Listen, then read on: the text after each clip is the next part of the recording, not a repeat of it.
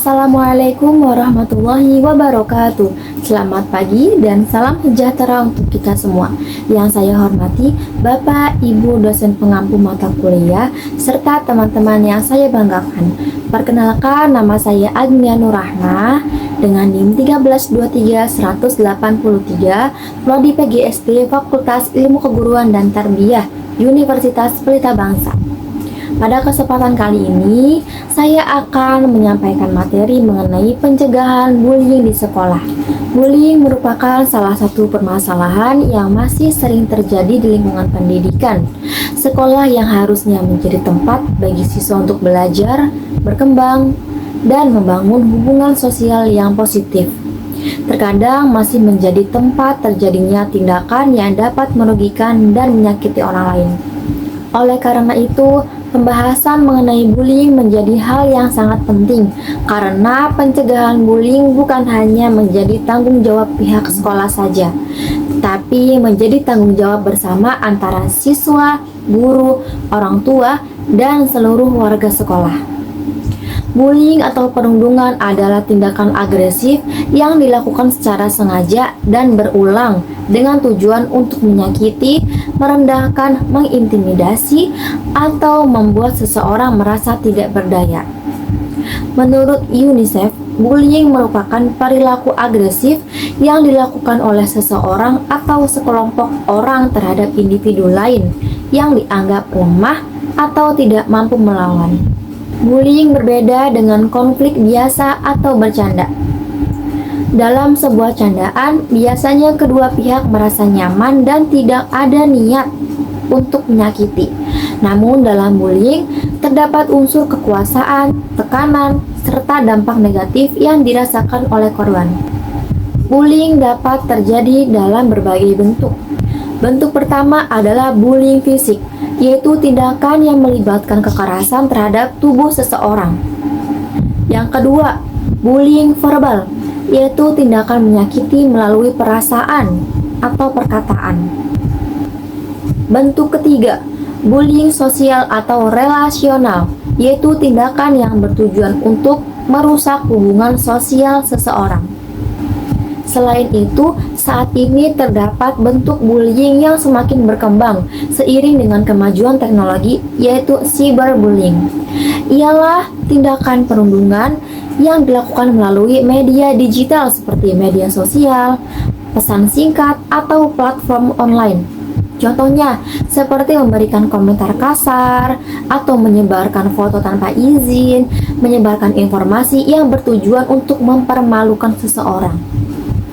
Hadirin yang saya hormati, bullying tidak boleh dianggap sebagai sesuatu yang biasa atau hanya sekedar bercanda. Meskipun terkadang pelaku menganggap tindaknya sebagai hiburan, tetapi bagi korban, tindakan tersebut dapat meninggalkan luka yang mendalam. Dampak bullying terhadap korban sangat besar, baik secara psikologis maupun sosial ataupun akademik. Dari sisi psikologis, korban bullying dapat mengalami rasa takut, cemas, stres, kehilangan kepercayaan diri, bahkan dapat mengalami depresi. Korban juga dapat merasa dirinya tidak berharga dan merasa sendirian karena merasa tidak mendapatkan dukungan dari lingkungan sekitar. Dari sisi sosial, korban bullying dapat mengalami kesulitan dalam berinteraksi dengan orang lain. Mereka mungkin menjadi lebih tertutup, takut bertemu dengan teman, atau kehilangan rasa nyaman berada di lingkungan sekolah. Sedangkan dari sisi akademik, bullying dapat menyebabkan menurunnya motivasi belajar. Korban yang merasa tidak aman di sekolah akan sulit berkonsentrasi sehingga dapat berdampak pada hasil belajar dan prestasinya.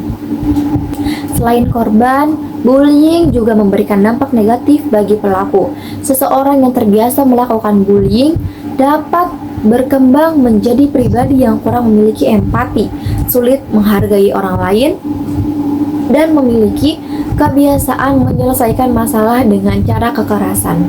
Ada beberapa faktor yang dapat menyebabkan terjadinya bullying di sekolah. Faktor pertama adalah kurangnya rasa empati. Seseorang yang tidak mampu memahami perasaan orang lain lebih mudah melakukan tindakan yang menyakiti tanpa memikirkan dampaknya. Faktor kedua, pengaruh lingkungan pergaulan. Terkadang seseorang melakukan bullying karena ingin diterima dalam kelompok atau mengikuti perilaku teman-temannya. Faktor ketiga, perbedaan antar individu.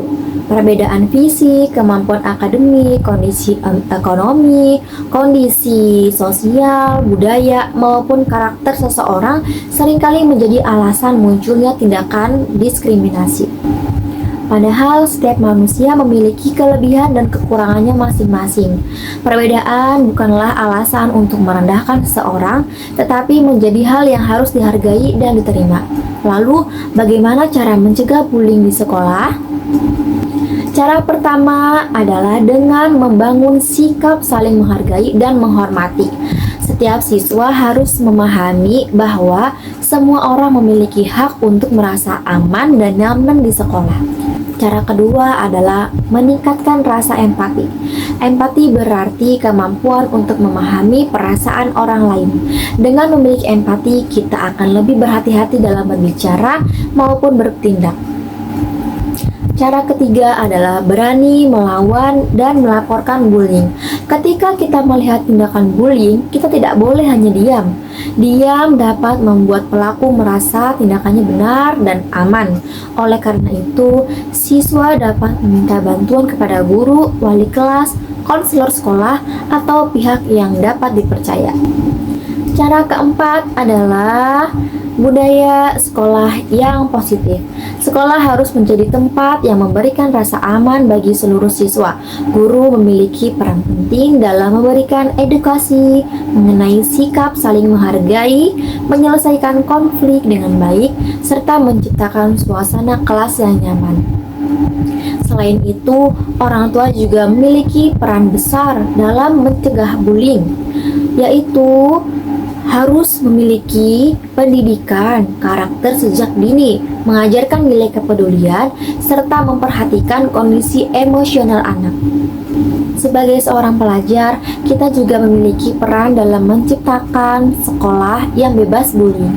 Kita dapat memulainya dari hal yang sederhana, seperti berbicara dengan sopan, membantu teman yang memiliki kesulitan, tidak mengejek kekurangan orang lain, serta berani membela teman yang mendapatkan perlakuan tidak adil.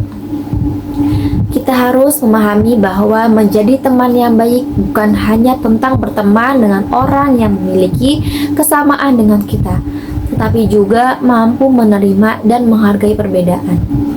Hadirin yang saya hormati, jangan menjadi pelaku bullying, jangan menjadi pendukung bullying, dan jangan menjadi seseorang yang hanya diam ketika melihat bullying terjadi.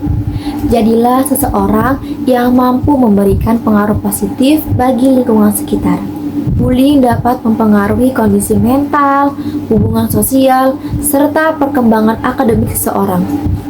Oleh karena itu, pencegahan bullying harus dilakukan secara bersama-sama melalui peningkatan rasa empati, sikap saling menghormati, keberanian untuk melapor, serta menciptakan budaya sekolah yang aman dan nyaman dan inklusif.